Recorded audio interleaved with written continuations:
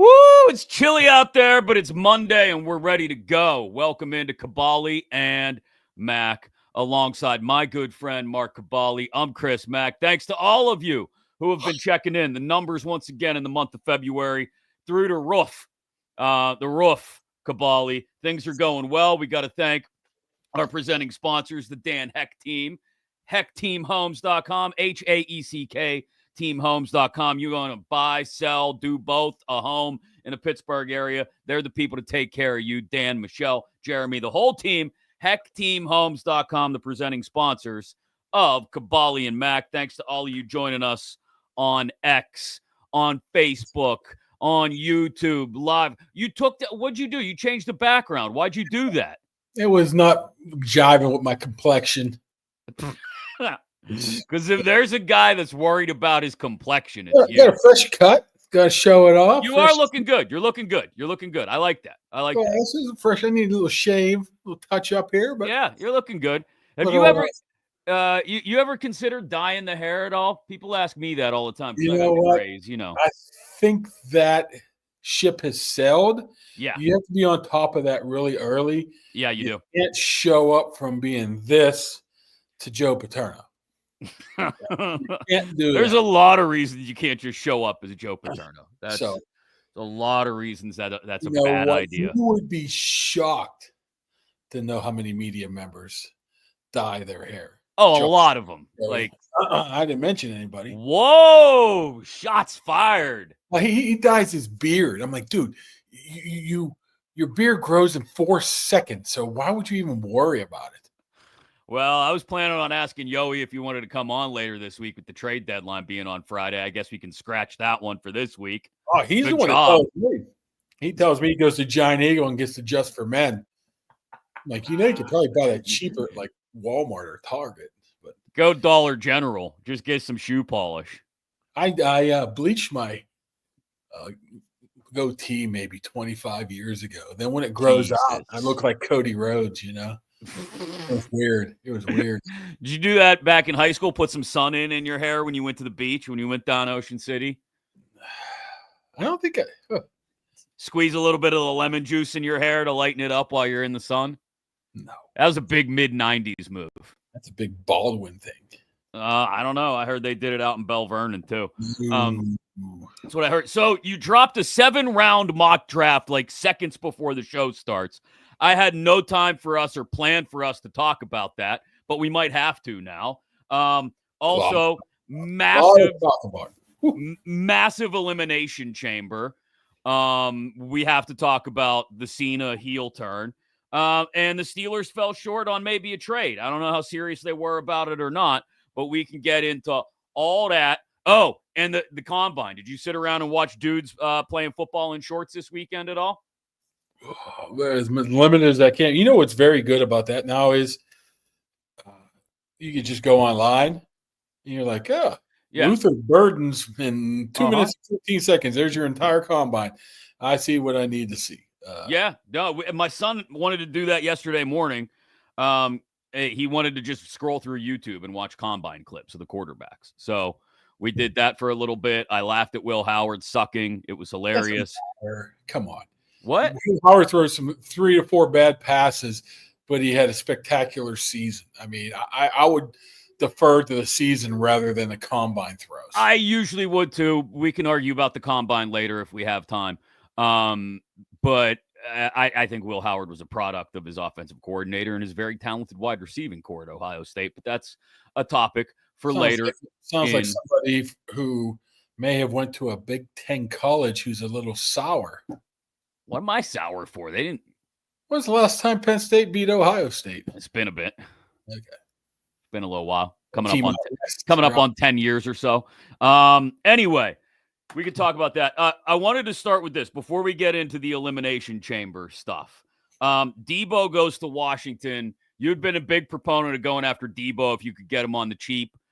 It doesn't sound like it was cheap, though. Not that the 5th-round pick is necessarily crazy, but the Commanders are going to take on all $17.5 million of his cap hit this year. Yeah, that's probably the stickler right there, right?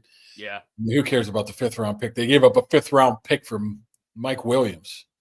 Yeah, and then failed to use him other than one play in Washington. So would you have given up a 4th-round pick for Deebo if it meant the Niners would have eaten some of the salary? Maybe. I mean, it's hard right now because the timing of it's 10 days. They got out ahead of it. I mean, do you go after Deebo, who has some question marks, really hasn't had more than one really good season? I think he's talented. I think he could help this team. But do you hold back and say, hey, maybe there's somebody better? Or did you learn from last year that maybe there isn't somebody better at that point? I think the timing might have hurt him. If this would have been a week from now, obviously a week from now because it's tampering period, that it might have been different. But I can't sit here and say that they screwed up or they did right until we figure out the final plan here. I had no problem with going after Deebo with a 3rd-day pick like Washington ended up doing, but not eating all of the cap hit because Deebo, I think, I don't know if he's ever played a full 16 or 17 game season. Like I don't.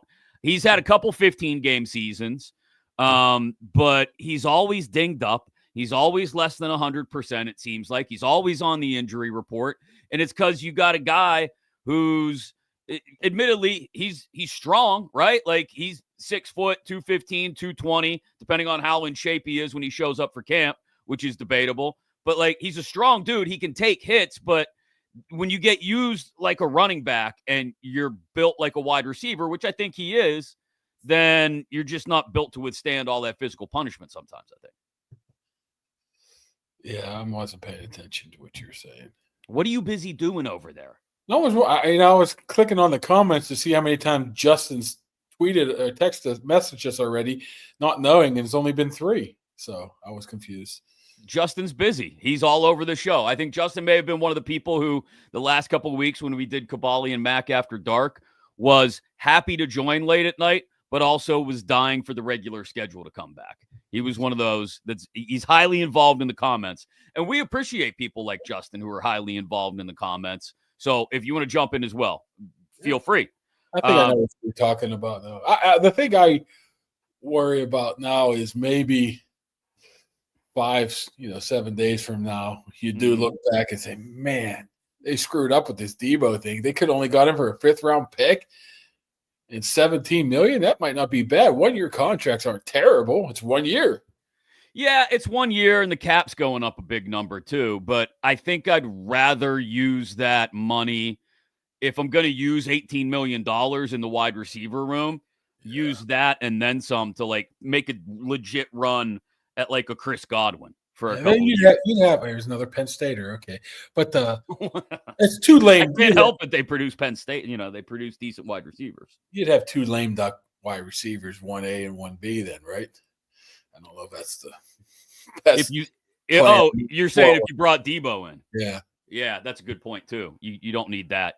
You don't need to try and rebuild the receiver room in 1 year and then have half of it leave again and in have 365 days. Yeah, and then not have a quarterback. And I think the move is to go after someone legitimate in free agency and maybe in the 1st round, as you suggested in your first full 7-round mock draft that you just posted on X a few minutes ago, where you say it's Luther Burden, 21st overall out of Missouri.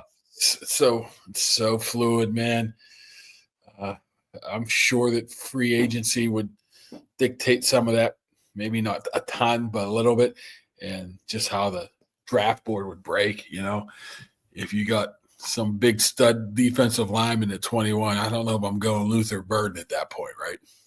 Yeah, defensive line is deeper than wide receiver in this draft, though, right? So you might be able to still get a good defensive lineman in the 2nd round, but like you have, what's his name? Is it?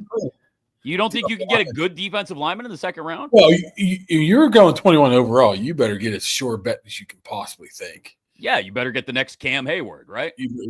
21, you better say, hey, we're sure of this guy. Their last 10 drafts, do they have anybody on their roster who's a 1st-round pick? Minus the ones who are still under rookie deals. I don't know.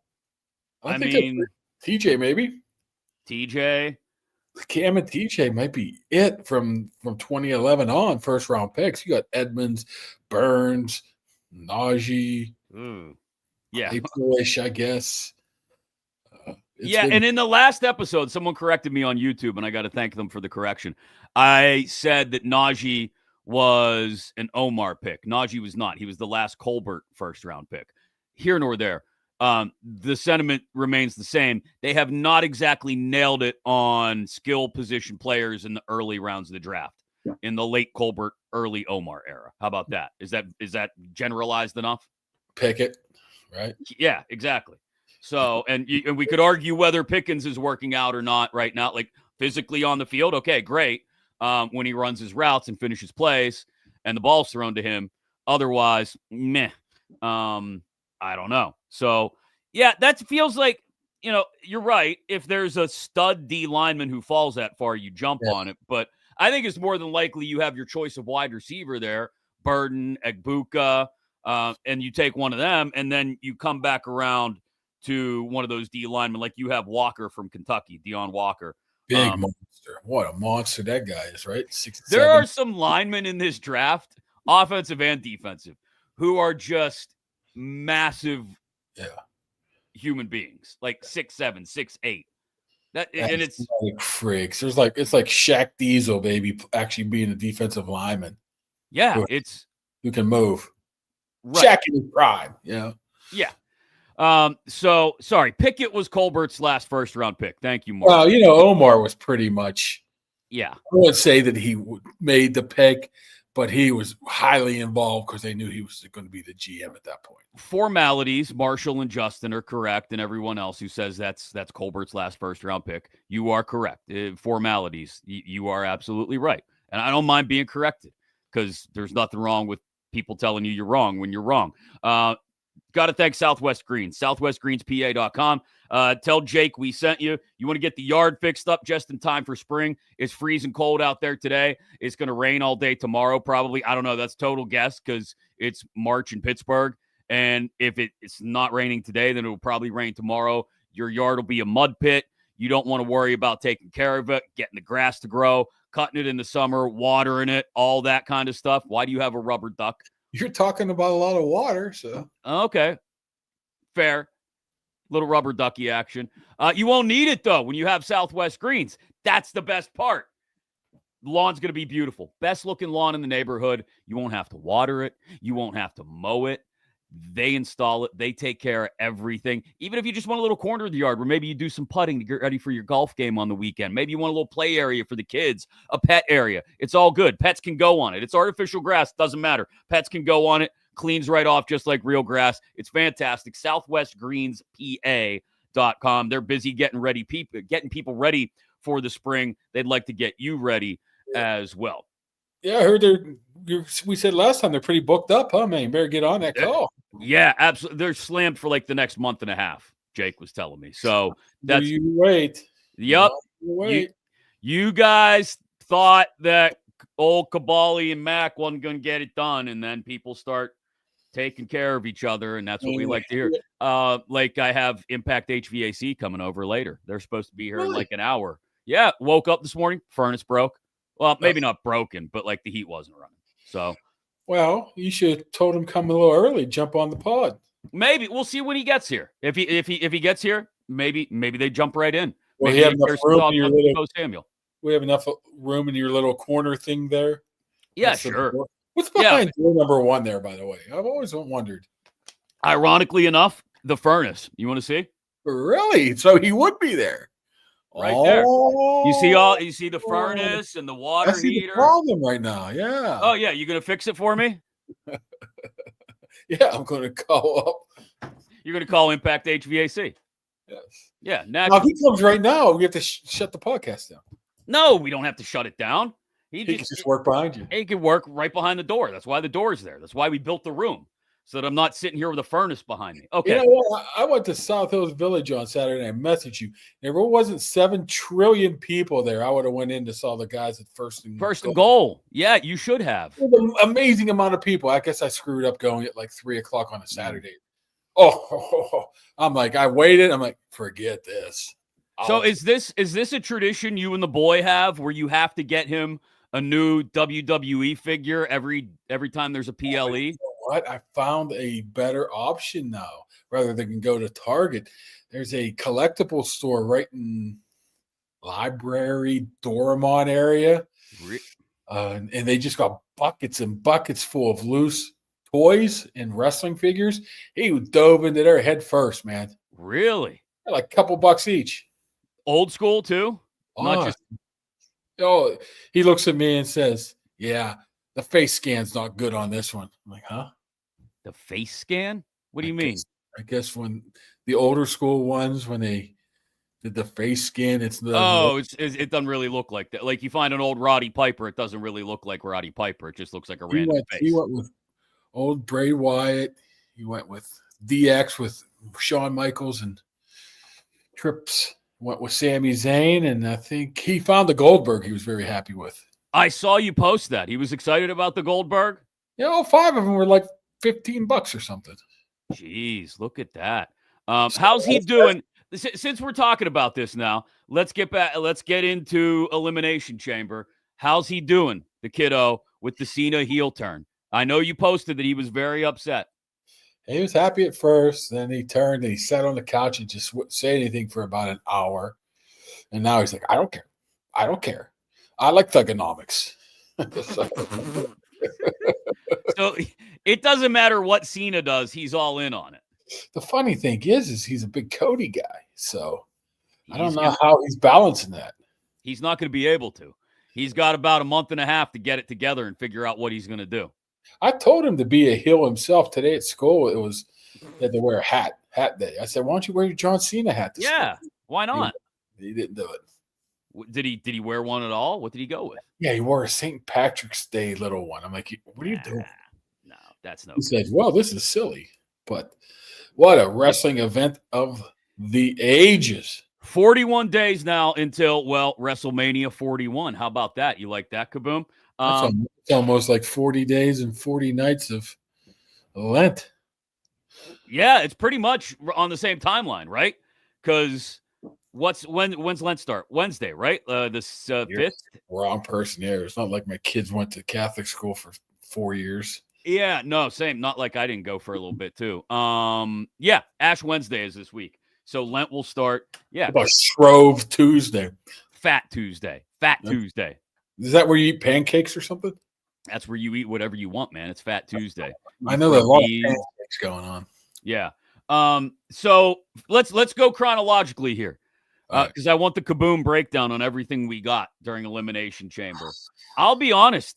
The Jade Cargill coming out at the beginning of the Women's Chamber, other than, the whole Cody, Cena, Rock thing at the end, might have been the highlight of the night. I mean, she goes ham on Naomi, just absolutely beats the hell out of her, slams her head in the cage door. Bianca's losing her mind in the pod. This sets up really nice that Bianca, of course, wins the Women's Elimination Chamber. She'll face Rhea Ripley, most likely. You can bring Io Sky out there for part of the stare down if you want, because they got a match tonight, don't they? Is it tonight? Yep. On Netflix. It'll be Io Sky against Rhea. The winner will face Bianca at WrestleMania. I mean, give the people Bianca Belair against Rhea Ripley. That's what they want. The only problem is there's no real badass heel in that matchup. People want to root for Rhea. They want to root for Bianca. There's nobody gets booed in that match. Unless it's revealed within the next couple of weeks that Bianca was behind the beating of Jade Cargill. It was all a work on her part because she was jealous of her. Maybe, or did Jade come out and beat the snot out of Naomi because she's mad that she's trying to steal her tag team title out from under? You just don't know. You know what they call that in the biz? Storytelling. Oh, is that what Paul calls it? Storytelling. Storytelling, baby. All right. So Liv Morgan just got the hell beat out of her. You know what? She's turned in from a mid-carder, I would say, about within a year to being a main eventer. I mean, absolutely. My love for Liv Morgan is documented on this show. I thought it was Tiff. Both. But the picture she posted yesterday morning of the bruises up and down her arms and the whip marks on her back from Bianca whipping her with the hair, She's a badass. I'm sorry. She's a certified badass. She does a great job of playing the weak need heel and running and crying and all that kind of stuff, but she's a certified badass in the ring. I don't know what they do with her at Mania, though. That's the problem, is you've got Bianca and Rhea, and then it felt like the other three, Bayley and Roxanne Perez and Alexa Bliss, there's something to work out between those three. But I don't know what you do with Liv. I hope it's not a tag match. I think it's going to be. But it was a good match. It was a good match. I don't know about that tag team match after that. That was a filler. I mean, it's always Trisha solid. Yeah, I mean, doing Trisha solid in Toronto and all that. And Tiff, they are really pushing the hell out of Tiffy now, which is great because she's got the talent, she's got the looks, all that. But she got the most beautiful moonsault too. Yeah, the prettiest moonsault. So they that was a decent, filler match. Tag team, Nia Jax gets beat. That's all well and good. The KO Sammy match, good. A decent amount of brutality. Randy Orton comes out at the end, sets up Kevin Owens and Randy Orton at WrestleMania. Yep, that's a good one. Just as you called it. Yep, just like then you got the men's chamber, which you have to wonder if it was by happenstance that Seth Rollins took out Punk, or maybe the final boss got to him too. Because the whole plan goes awry if Cena doesn't win the chamber. Maybe he gets Rollins, says, "Hey man, you want to come join us? You want to be with us? You take this guy out. You have Cena win, and I can do what I got to do." Well, what's interesting to me about the men's chamber is McIntyre, Priest, and Paul all go out relatively quickly in pretty quick succession, right? So they split it into threes, and they get those three out of the way. It seems to me like they're starting to detach McIntyre from the Punk storyline, starting to push him more in the direction of Priest and maybe Logan Paul, and those three may have a match at Mania for who just because McIntyre does a great job of building up storylines and being a wonderful heel. And then the back half of the match was Rollins, Punk, Cena, obviously, which they did a great job of. But I think it obviously builds toward Rollins and Punk at Mania. And the question then is, what's the favor? When is Punk going to ask Paul Heyman of the favor? Does it involve Roman Reigns? How does it involve Reigns? And how does it tie all the way back in to the bloodline and the final boss? Yep. That's why we got 7 weeks to figure this all out. I mean, let me tell you something. Obviously, it's, the road to WrestleMania is right now. I couldn't tell you how many people's already told me, man, I got to get back watching this, man. I'm watching Raw tonight. Yeah. And jumping back in. Something like this has really piqued a lot of people's interest even more. Well, I will say this, and this is the thing that kind of bugged me about the immediate aftermath of Cena turning on Cody and everything that happened at the end of the PLE on Saturday night. Is immediately people jump to try and find a comparison, right? Because, it's hard to compare it to something that you've seen before because it really is a once-in-a-lifetime kind of thing. Cena was going to be a face forever. He was never going to turn heel, and he finally did during his farewell tour. It's a big moment. I get it. We don't need to rush to compare it to Hogan turning heel in 96 and NWO. Like that, as crazy as the Cena heel turn may seem to some, it's still not even on that level. Maybe it's just a generational thing. I don't know. But for me, nothing will ever top Hogan dropping the leg on Macho and being the third man at Bash at the Beach. But this is a lot different. What was it, 97, right? 96. 96. You're looking somewhere between 15 and 16 years left in Hulk Hogan until his final match. Got about 8 months left in John Cena's career. So the finality of the John Cena thing, I think, makes it totally different, right? I mean, right. It's different. So it's different on a number of different levels. You're right. Like, it's much closer to the end of his career, so it's going to be a lot harder for Cena post-career to reclaim that babyface heat because he's gone full heel now with only, like you said, 8 months left in the farewell tour.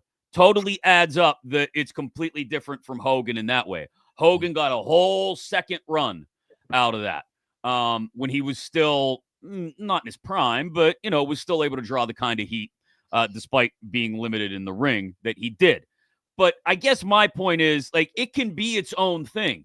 And that's what I think is great about this is that, like you said, this has drawn back in maybe the ruthless aggression generation, people who had gotten away from. I'll be honest, I wasn't a fan during that time frame at all. Like, I just was not a fan of the ruthless aggression Cena era. I wasn't.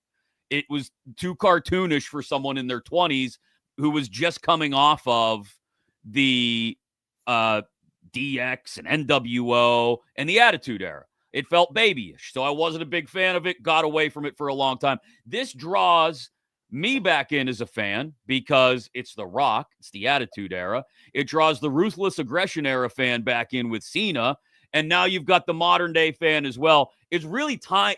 So many things are being tied together in the way they're building this storyline. It is, to your point, it's storytelling. You have 3 superstars. I would almost put Cody in that superstar range right now. Absolutely. That you are familiar with or have different roles right now than when you remember them.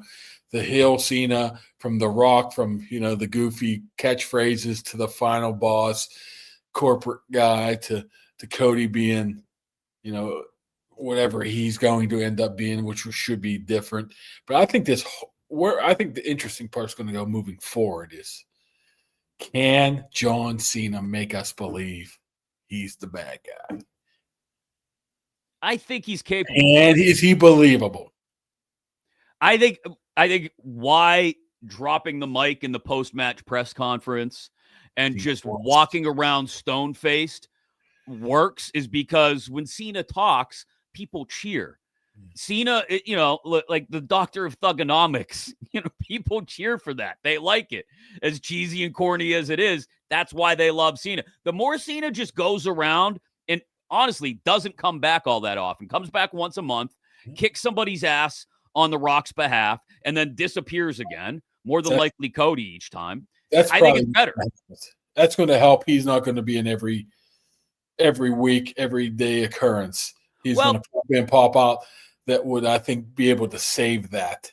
If he has to go out there and try to be heel Cena 24/7, I just don't see it working. No, which is why, and it also feeds into the corporate thing where the Hollywood heels, I think I saw someone use that term in the last 48 hours, the Hollywood heels who Cena once criticized The Rock for only coming around every once in a while has now become that guy. And I had this thought in my head last week one night when I was trying to sit there and figure out how they were going to pull this off. When I had a thought that Cena would be involved somehow, I never dreamt it to this point in a million years. I do think eventually, and did I say this to you last week? I can't remember. I was texting somebody about it.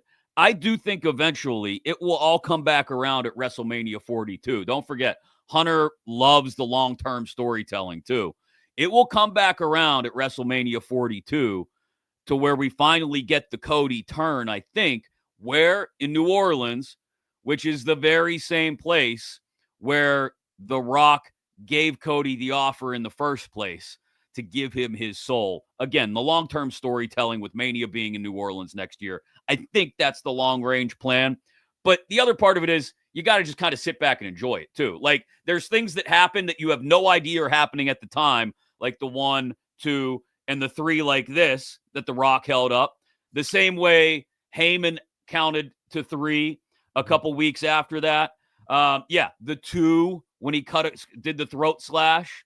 I mean, Final Boss. I think the Final Boss character is different and enjoyable too. It's fantastic. The top of the level, $900 million multi-sport, multi-talented, corporate board sitting Rock that even the guy that runs the WWE, Triple H, can't even say anything to it. Because it allows him to live in kayfabe while still being the movie star and the guy that he is in real life. There's enough blurring of kayfabe and the real world that it makes it that much more believable, I should say, that, oh, The Rock is pulling the strings from behind the scenes, right? I mean, it's fantastic storytelling. And Justin, who again is our lead commenter today and is on fire, says there's one more thing that has to happen because The Rock held up the 3 fingers at Bad Blood, like we were just talking about. When he did the throat slash at Chamber, he held up the 2 fingers. I'm telling you, the long-term payoff, I think, is a year from now when he'll hold up 1 finger and it involves Cody turning, or maybe it involves Roman coming back closer to Mania, and that's the 1 finger. I think he wants it in the family, and eventually he wants to hand it over to the fam. The final boss will pass it over to Roman Reigns. Would be full circle, but Roman's in babyface territory now. I don't think there's fans want to cheer for Roman Reigns right now.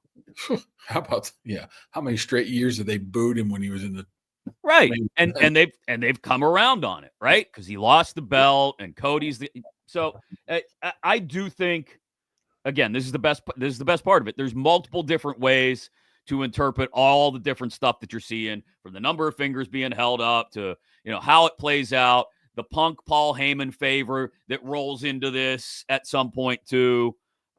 It's long-term storytelling at its best. I could do probably without Travis Scott, but yeah, that is buddy, and it is what it is. What are you going to do? WWE has a deal with him too, I think. So, I mean, he shows different eyes, different kinds of eyes, a different audience, viewership, different audience, and that's how you grow, right? Yeah, you bring everybody in. You got to get everybody in under the tent, Kaboom, right? And then why do you think they show celebrities at front row constantly? Well, yeah, bring them in. Anybody wants to come on in, everybody. All right. So I can't wait. What do we even know what's scheduled for Raw tonight on Netflix? They usually start posting this stuff now, but I know it's. I mean, Cena, he has to address this. Does he? He has to. I think, like you said, though, you don't want him saying too much. You have to. I mean, you have a chance to have a monster night. I don't think you have him say anything. I think you just have him come out and administer another beat. Who did that forever? I was Jericho. Would come out constantly and just never say a word. He did that for weeks. That's what I think you got to do. The less Cena talks as one of the Hollywood heels, the better. I'm trying to see if they posted anything yet of what's coming up for tonight. A lot of times they give you the little, you do got the War Raiders versus. No disrespect to the War Raiders, obviously. They're going up there against what's his names. I don't even know what their names are now. I don't know who. American May. American. What the hell's their name? Oh, the Chad Gable proteges, which are 2 very talented wrestlers, by the way. No, they're good. It's just, it's mid-card stuff. That's, you got to have that too. You can't. Not everybody can be the superstar. So, but that can't be the main event tonight. That's, the main event's going to be. The main event's got to be Cody coming out, and I don't know. Again, Justin, superstar commenter that he is, says Cena flew to Africa right after Chamber for a movie. So Africa. See, this is I thought he was in like Holland or something doing Matchbox or whatever that was. Whatever. He's not there tonight. Or see, this is what's going to keep it going. Is he only pops up every once in a while. When he does, it's just to help The Rock or somebody else administer a beating to Cody. You've got 6 weeks to get to WrestleMania and then get some sort of payoff. I think they're doing a real good job of it. Very, very nice work by them. Somebody needs to address it. if it's Rock. He's not going to be there. I mean, So come on, Cody. Cena. If Cena's not there, I mean, it was really, come on. What's an extra day or two? Tell the African movie to wait a day. Tell the African movie to wait another day or two. And we're talking about the biggest. But Mark, it feeds into the storyline that they don't even show up. They administer the beating and then they leave because they're Hollywood now and they don't need to be there for some stinking Raw in Columbus or wherever they are. I don't see that. I don't want Cody out there crying. You don't want him out there crying. What'd you think of the F-bomb? I'll be honest. It felt a little contrived. But it got your attention. It got my attention, but I saw it a year and a half ago when it was called Christian and Edge in AEW. And I'm not an AEW fan. I'm not. Like, I don't really watch it at all, other than when Britt Baker's actually active in wrestling. But, like, I saw it a year and a half ago when Christian told Edge the same thing. Like, I think they could have done it in a different way and still had the same holy shit kind of impact. Oh, my kid's like, it's like, yeah, that's the way it is. But I just kept saying, why is Cena in the ring? Why is Cena even here? Didn't understand why he was there, huh? Yeah, well, at the time, I could see the crossover or the transition. They've done that before. Mm-hmm. The chamber would be going out and they have a promo coming in. So that wasn't unusual to have that type of transition. But then I'm thinking, why is he still in here? Why is he still in here? Well, you got your answer, buddy. You didn't know. You even find it weird that Cena was just in there during this promo? What's that have to do with you, buddy? Get out. Yeah, I mean, that's what kind of first gave you look, I'll be honest. I got a text. When was it? On Saturday morning. Hold on. I got to go back and look now. From, you know who Greg Finley is, right? I thought it was from me sending you that Cody Rhodes clip. No. I might send it to you every single day for a year. Just because? It's spectacular. It can be used in so many different ways. Go yourself. Yes. Anyways. So our guy Greg Finley, who is a producer for KDKA Radio AM, sent me a text Saturday morning. He call you horse? He did not call me horse. He said something about Cena turning heel. He'd seen a rumor somewhere about how it could play out. And I said, I didn't think anything of it. But this is kind of why I like to stay off the internet right before a big pay-per-view like this, a PLE. Because I don't want this. Like, it would have totally floored me had it happened in the moment.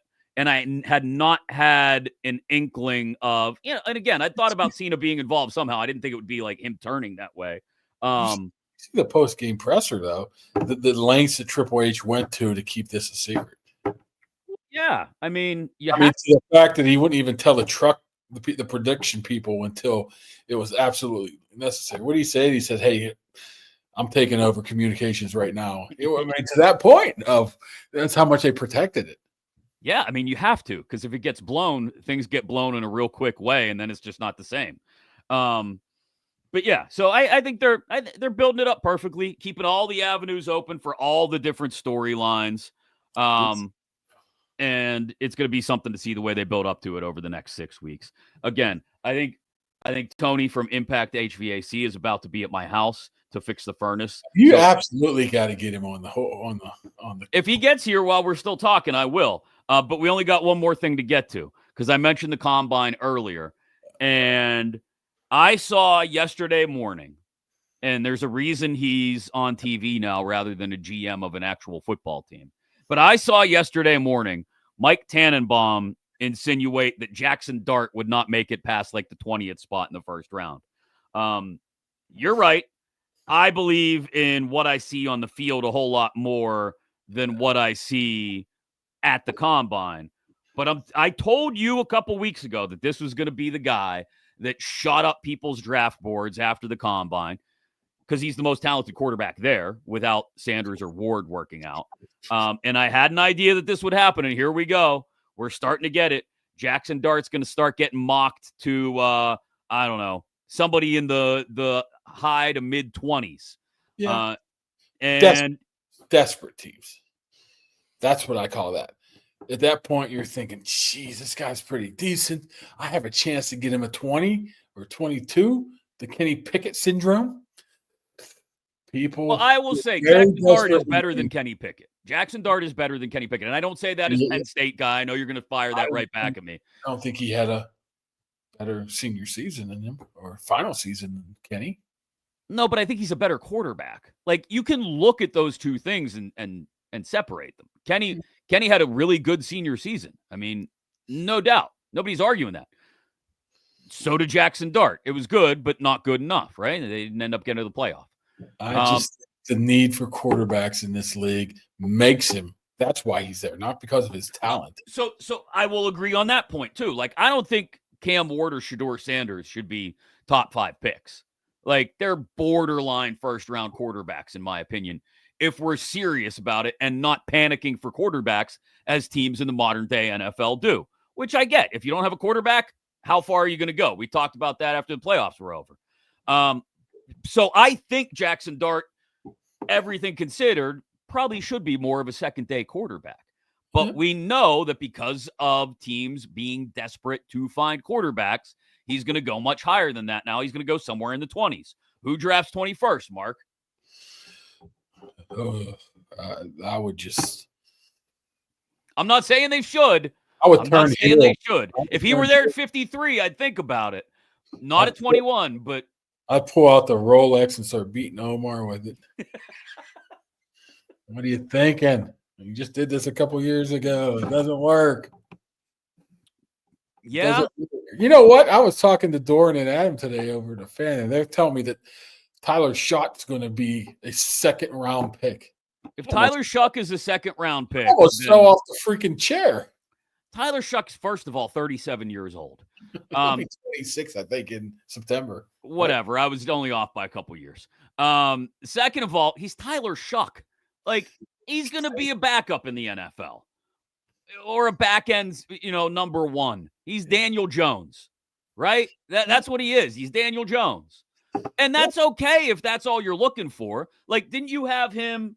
I'm in the 7th. I'm thinking, in the 6th or 7th round, right? That's the perfect place for a guy like Tyler Shuck.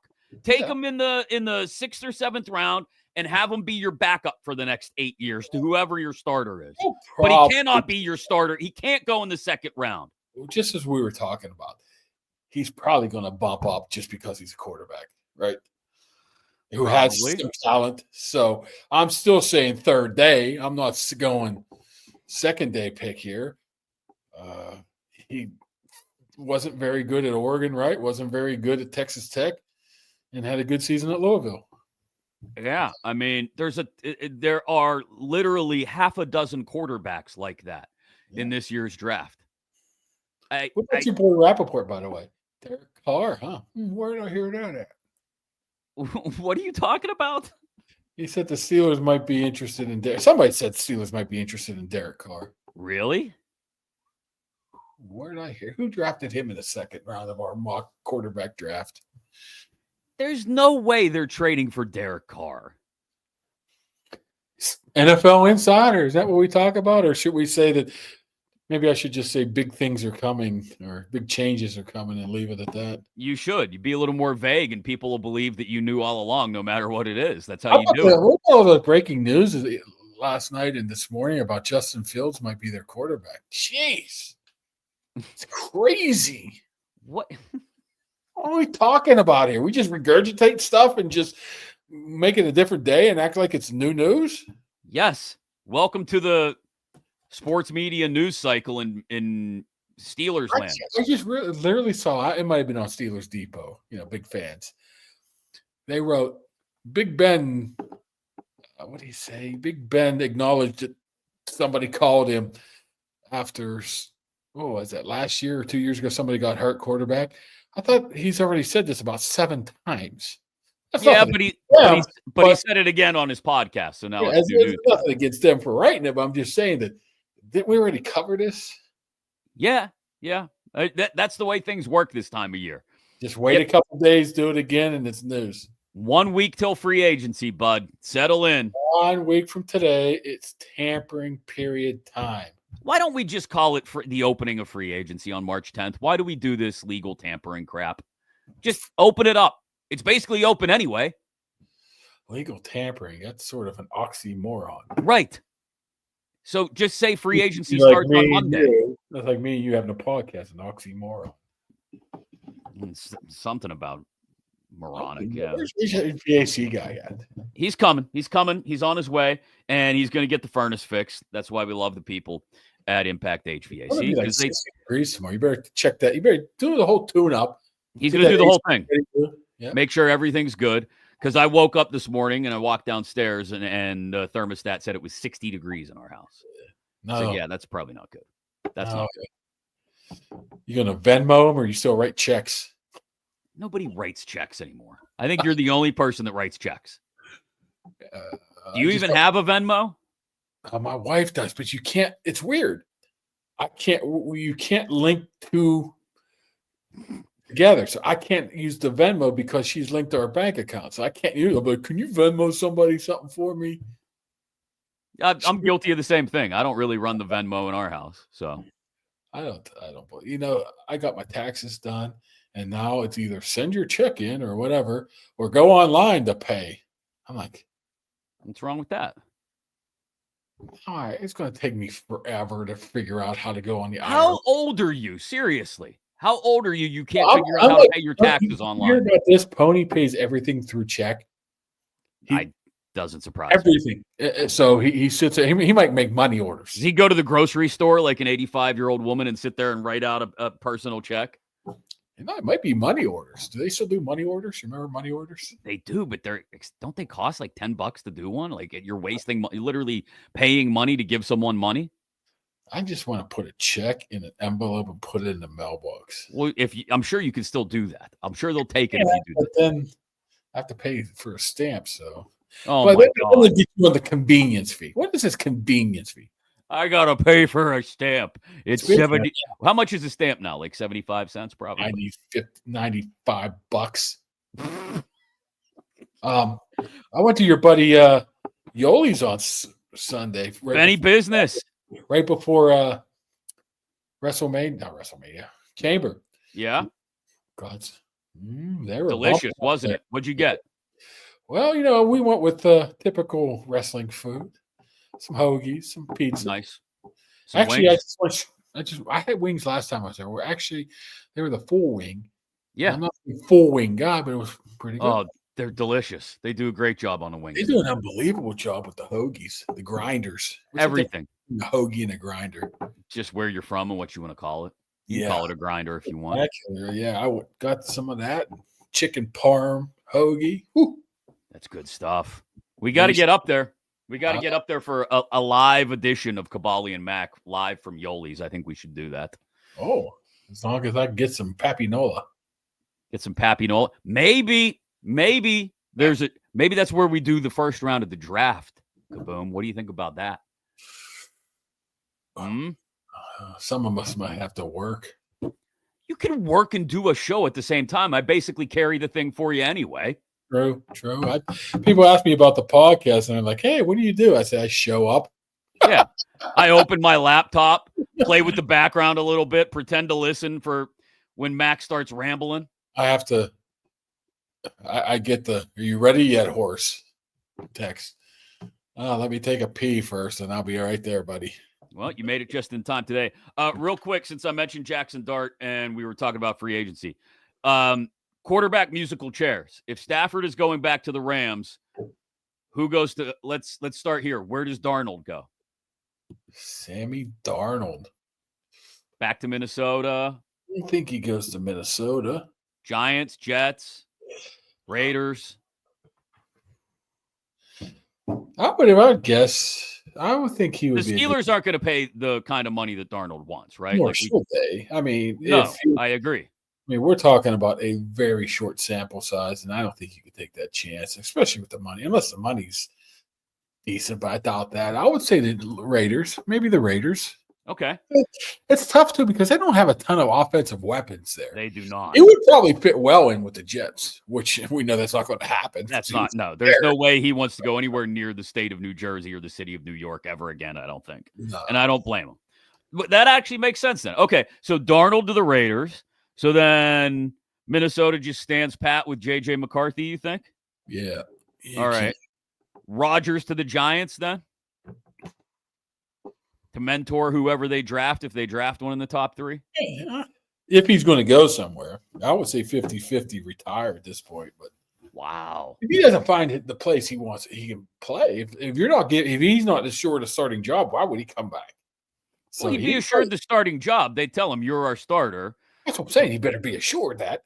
And maybe nobody wants him. They're going to draft, Shedeur Sanders or whatever they're going to do.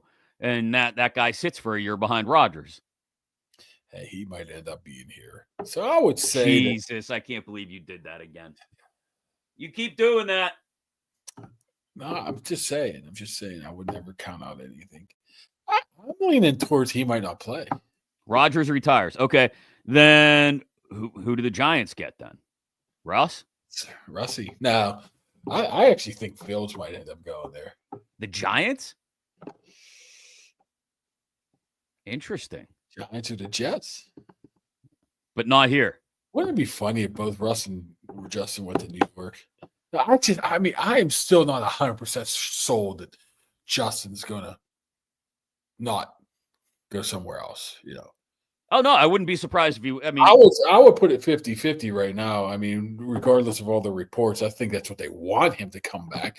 But if they don't give him the correct offer, the correct assurances – be crazy not to come back. So I would probably say more than like 60-40. I would lean it more towards him coming back at this point than previously, but I wouldn't say it's Dill. So if it's 60% Fields, I'm going to do math now. Hold on. I went to Baldwin and Penn State, so I'm not good at numbers. But 60% Fields, what's Russ?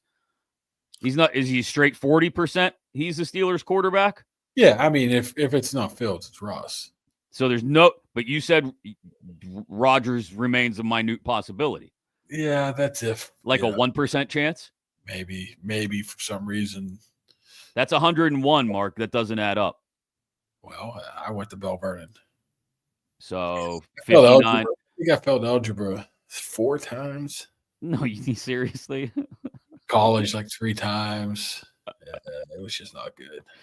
My kids asked me to do geometry, and I said, I can help you with the state capitals.